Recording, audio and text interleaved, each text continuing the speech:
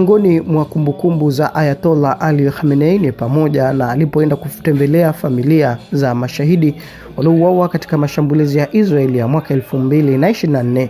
Ayatollah Ali Khamenei alihutubia familia za mashahidi enzi za uhai wake na alisema, na nukuu, "Niruhusuni niseme wazi kwenu kila ninapofikiria kwamba vita hii, mashahidi hawa na medani hizi za heshima na damu huenda zikafikia mwisho, na kwamba sisi tukabaki hai halafu siku moja tufe kifo cha kawaida, labda kwa ajali kama watu wengine wanavyokufa au kwa ugonjwa.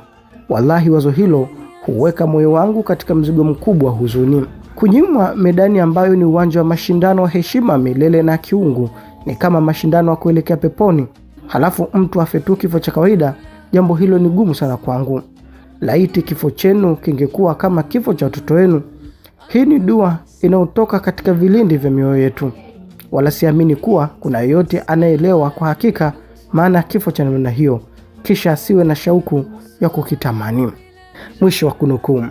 Wakati hayo wakijiri, jeshi la walinzi wa mapinduzi ya Kiislamu asubuhi ya leo imeshambulia maeneo ya Manama huko nchini Bahrain, lakini pia jeshi hilo limeshambulia mji wa Dubai. Tutazidi kukuletea taarifa kadiri zinavyochipuka.